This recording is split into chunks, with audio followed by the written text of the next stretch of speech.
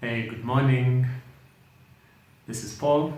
This is Roxie. And welcome back. We are day 30 and reading chapter 30 of the Proverbs. Alright, let's get to it. The words of Heir, the son of Jakeh, his utterance. This man declared to Heir and Ukal. Probably I've got the names wrong, but it's okay. Surely I am more stupid than any man, and do not have the understanding of a man. I neither learned wisdom nor have knowledge of the Holy One. Who has ascended into heaven or descended? Who has gathered the wind in his fists? Who has bound the waters in a garment? Who has established all the ends of the earth? What is his name, and what is his son's name, if you know? Every word of God is pure. He is a shield to those who put their trust in him. Do not add to his words, lest he rebuke you and you be found a liar. Two things I request of you. Deprive me not before I die. Remove falsehood and lies far from me. Give me neither poverty nor riches. Feed me with the food allotted to me, lest I be full and deny you, and say, who is the Lord? Or lest I be poor and steal and profane the name of my God. Do not malign a servant to his master, lest he curse you and you be found guilty. There is a generation that curses its father and does not bless its mother. There is a generation that is pure in its own eyes, yet is not washed from its filthiness. There is a generation, oh how lofty are their eyes, and their eyelids are lifted up. There's a generation whose teeth are like swords, and whose fangs are like knives, to devour the poor from off the earth, and the needy from among men. The leech has two daughters, give and give. There are three things that are never satisfied. Four never say enough. What are these? The grave, the barren womb, the earth that is not satisfied with water, and the fire never says enough. The eye that mocks his father and scorns obedience to his mother, the ravens of the valley will pick it out, and the young eagles will eat it. There are three things which are too wonderful for me. Yes, four which I do not understand. The way of an eagle in the air, the way of a serpent on a rock, the way of a ship in the midst of the sea, and the way of a man with a virgin. There is the way of this is the way of an adulterous woman. She eats and wipes her mouth and says, I have done no wickedness. For three things the earth is perturbed. Yes, for four it cannot bear up.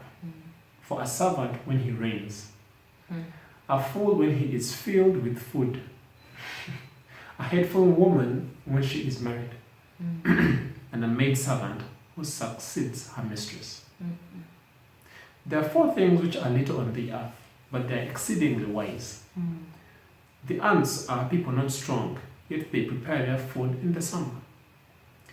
The rock badgers are a feeble folk, yet they make their homes in the crags. The locusts have no king, yet they all advance in ranks. The spider skillfully grasps with its hands, and it is in king's palaces. These are three things which are majestic in pace, yes, four which are stately in walk. A lion, which is mighty among beasts and does not turn away from any. A greyhound, a male goat also, and a king whose troops are with him. If you have been foolish in exalting yourself, or if you have devised evil, put your hand on your mouth.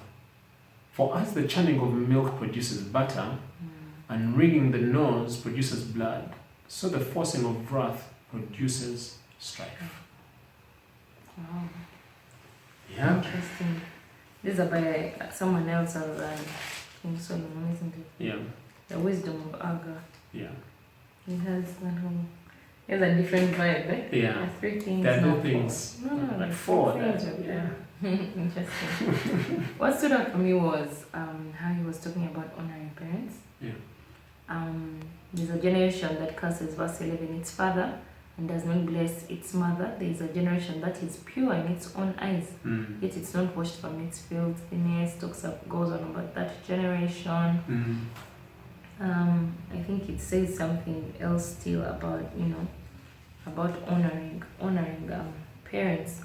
But it's just to consider, sometimes you think, especially in the teen years. Yeah. It's so weird now. I do remember myself in my teen years, and I've generally been a good kid. Yeah, my mom can attest to that. But like sometimes that my mom would say something, and I think she died, and she's talking about.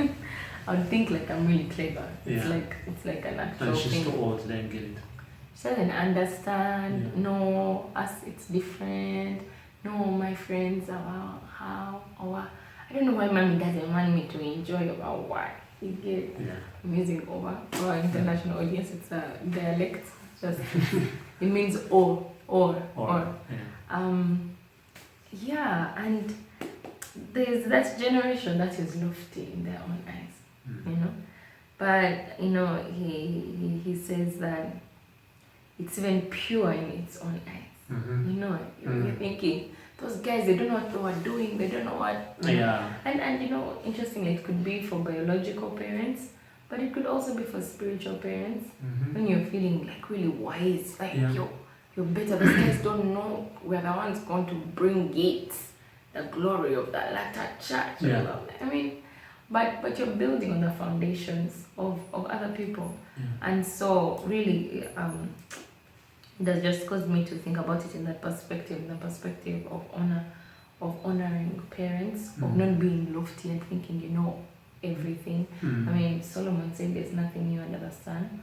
Being able to go back to the people who have gone before us, being able to learn from them. I mean, some have passed on, but being able to read the things that they have written and know that even as you don't have to figure everything out yourself. You can look back and see and read about, how they have achieved the different things that they have achieved, and actually recognize that they have achieved something. And actually this thing also applies in the political space. That, most of the time when you're a politician, at least from what I've seen of politicians, they come up and everyone wants to do some new thing and stuff. But also consider, because when we were at the institute learning about Ugandan history, you just see like this whole cycle of history repeating itself. And you'd think, are people actually reading paying attention and learning from the people who have gone before us? So if you have someone who has gone before you, that's what I'm telling myself. My mom, my dad, my guardians, my spiritual parents, people in the business space. I feel like this thing can apply in like, if you're the next generation, if you're the new generation or the new generation of the block, you know, to be able to consider the other people. Do not be pure in your own eyes, Roxie. Do not be lofty in your own eyes. And the opposite of blessing is what? Is cursing. So verse 11, it says, this generation curses its father and does not bless its mother. But basically cursing as opposed to blessing. You bless with your speech. You bless with your finances. You bless by the way you speak about those people even when they're not present. And so wow, that has been the takeout for me, that I need to be able to consider and recognize the people who have gone before me as well as my biological parents. To honor them. Nice. I like the fact that you've said you've put it not just in the context of our parents, but everyone who is a father or mother in a particular field, someone who has gone ahead of you. So that you know that you can actually apply it across different relationships. The lady has two daughters, give and give. I found that interesting. Quite brief. I just want to pick out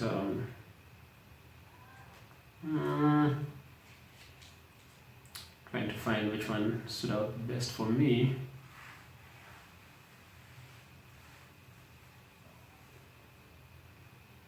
Every word of God is pure. He is a shield to those who put their trust in Him.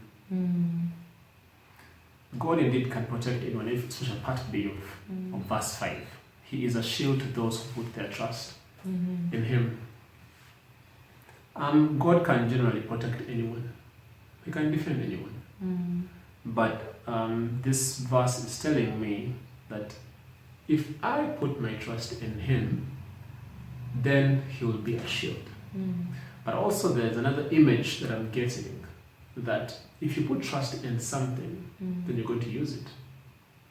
If you think that, let's say, if you think that this weapon is sufficient to kill the enemy, then you're going to use it.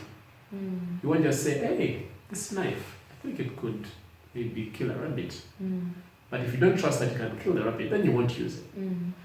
If you believe that God can protect you from anything, from your enemies, from the works of the devil, if you believe that, then you're actually going to have Him as your shield. You're going to go behind Him to protect you from whatever the fiery darts of the enemy, if you put your trust in Him.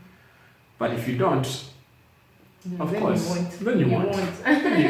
You won't utilize. If you don't, you won't. It's as simple as that. So I think God is generally a shield. He is a shield by nature, so to speak. He will defend. Because definitely there's no attack of the enemy that's going to go through God to attack whoever is behind God. When He's upholding us in His righteous right hand, there's no way the enemy is going to come and snatch us away from Him, and rather snatch us away from Him, from His hand, and cause any harm to us. But of course, if you don't trust in God, then you don't want to get behind that shield. You don't want to. He's not going to be a shield to you. He is a shield, but He won't be a shield to you. I mean, like the way the Lord is my shepherd. Lord is a shepherd, but I mean, is He my shepherd? So He is a shield. Is He my shield? Okay. So that stood out for me like, I gotta make a choice. And this is exemplified. It's demonstrated by your actions and what you say, how you live your life, how you start your day. If you suspect that there is trouble, around the corner, who do you consult? Are you praying to God? So all that shows in what you're putting your trust in. Wow. Alrighty. Would like to hear what you're learning as well, as usual, and also share this. Share whatever you're learning in the comment section. We'd like to get to know more from what you're hearing. But don't forget to subscribe on her side. I was told. Go ahead, click the subscribe button and click the bell button as well, so that you get notifications whenever these videos pop up. That's right. So go ahead and trust in God, and don't forget to honor the people that have gone ahead of you. Your parents and everyone else who has gone ahead of you in whatever field that you're doing. That's right. Okay. Enjoy your day. Have a good day. Bye-bye. Bye.